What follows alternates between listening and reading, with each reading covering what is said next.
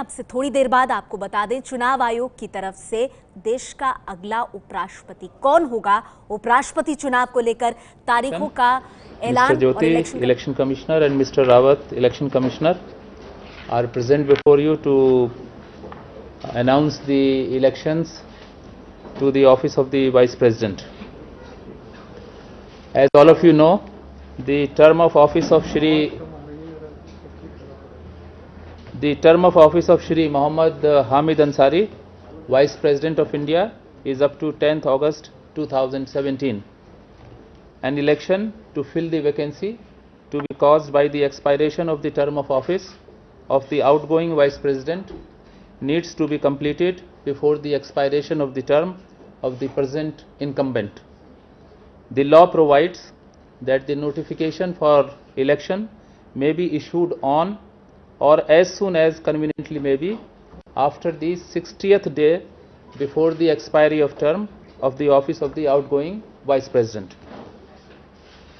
Article 324 of the Constitution, read with the Presidential and Vice Presidential Election Act of 1952 and the Presidential and Vice Presidential Election Rules 1974, vests the superintendence, direction and control of the conduct of election to the office of the Vice President of India in the Election Commission of India. The Election Commission is mandated to ensure that the elections to the office of the Vice President of India must be free and fair. The Commission is taking all necessary steps to ensure that the elections are free and fair and will discharge its responsibilities. The Vice President is elected by the members of the Electoral College, consisting of members of both houses of Parliament in accordance with the system of proportional representation by means of the single transferable vote. The nominated members of Rajya Sabha as well as of Lok Sabha are also eligible to be included in the Electoral College and therefore entitled to participate in the elections. उपराष्ट्रपति के वर्तमान निर्वाचन के लिए निर्वाचन मंडल में निम्नलिखित सदस्य शामिल होंगे। राज्यसभा में निर्वाचित सदस्य 233 हैं, 233, और नामित सदस्य हैं 12, नॉमिनेटेड मेंबर्स 12। इसी तरह से लोकसभा में निर्वाचित सदस्य 543, 543 और नामित सदस्य 2 हैं। Nominated members in Lok Sabha are 2, और जो कुल संख्या है निर्वाचक मंडल के सदस्यों की वो 790। Total number of the electoral college is 790. Another important thing that the commission would like to share with the press is, vote चिन्हित करने के लिए आयोग विशेष पेनों की आपूर्ति करेगा।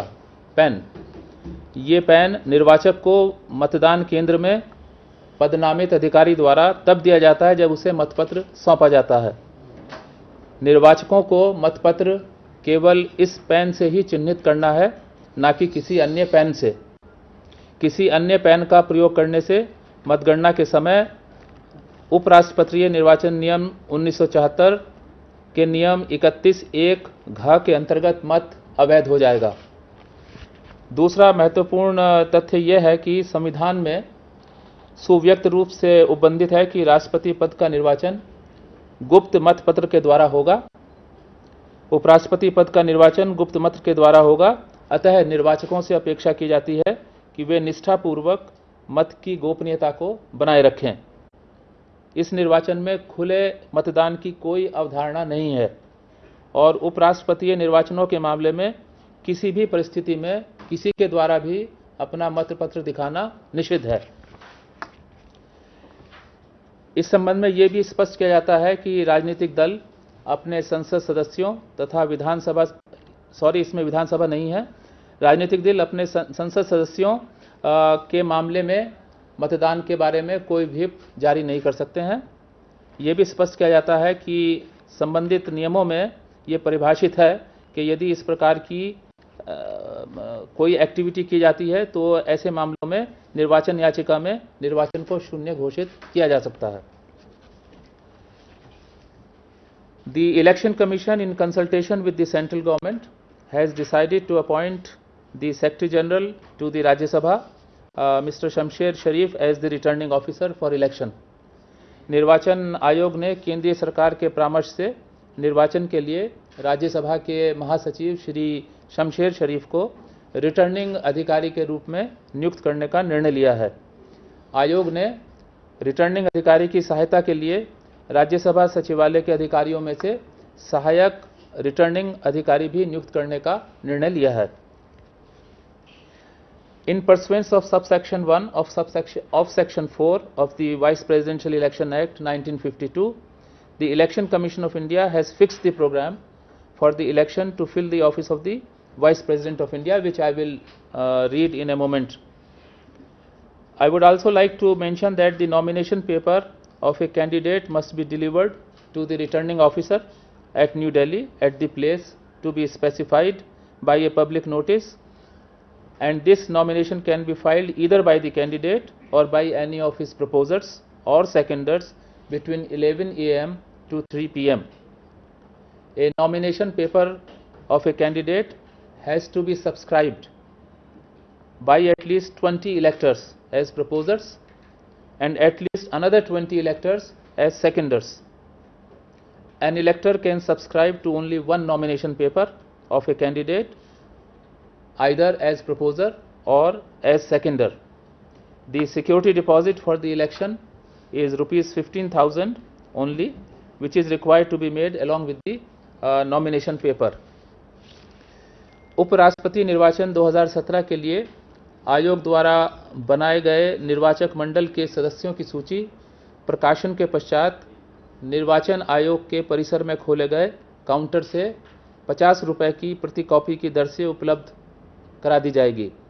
उपराष्ट्रपति निर्वाचन 2017 के लिए निर्वाचन मंडल आयोग की वेबसाइट पर भी उपलब्ध है। इस प्रारंभिक सूचना के बाद मैं आपके सामने जो उपराष्ट्रपति निर्वाचन की समय सारणी है उसका बयान करूंगा। Issue of election commissions notification calling the election. निर्वाचन की अपेक्षा करते हुए निर्वाचन आयोग की अधिसूचना जारी करने की तिथि 4 जुलाई 2017 मंगलवार।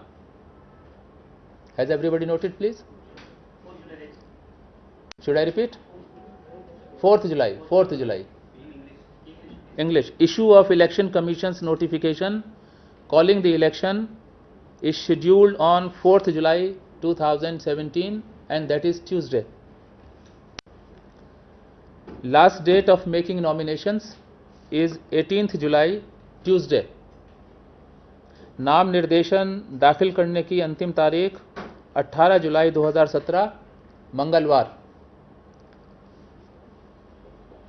Date for scrutiny of nominations 19th July 2017 Wednesday.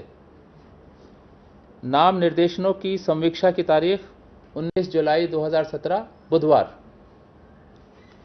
Last date for withdrawal of candidature 21st July 2017 Friday.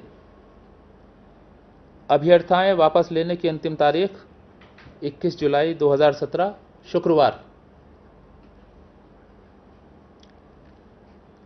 Date on which a poll shall if necessary be taken 5th August 2017, that is Saturday.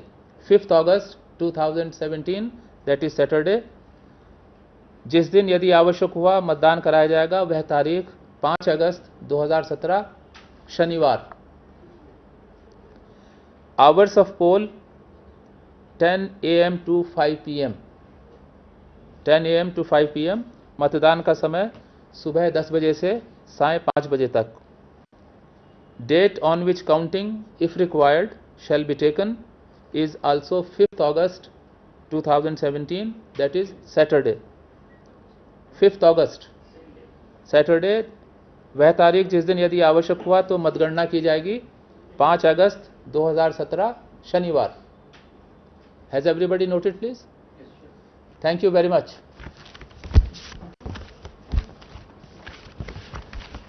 की बड़ी खबर आपको दे दें, 5 अगस्त को होगा उपराष्ट्रपति चुनाव। देश का अगला उपराष्ट्रपति कौन होगा ये 5 अगस्त को साफ हो जाएगा, क्योंकि ना सिर्फ 5 अगस्त को चुनाव होगा बल्कि मतों की गिनती भी 5 अगस्त को ही होगी। सुबह 10 बजे से लेकर 5 बजे तक शनिवार 5 अगस्त का दिन तय किया है चुनाव आयोग ने, जब देश का अगला उपराष्ट्रपति कौन होगा इसके लिए मतदान होगा और वोटों की गिनती भी 5 अगस्त के दिन ही हो जाएगी। आपको बता दें, कुल मिलाकर जो इलेक्टोरल कॉलेज बताया जा रहा है 790 का बताया जा रहा है, जिसमें कि निर्वाचित और नॉमिनेटेड लोकसभा राज्यसभा के सभी सदस्य वोट देंगे और वोटिंग 5 अगस्त को होगी। 5 अगस्त शनिवार को उपराष्ट्रपति पद के चुनाव के लिए वोटिंग होगी। सुबह 10 से लेकर शाम 5 बजे तक का वक्त है और 5 अगस्त को ही तस्वीर साफ हो जाएगी कि हामिद अंसारी के बाद देश का अगला उपराष्ट्रपति कौन होगा।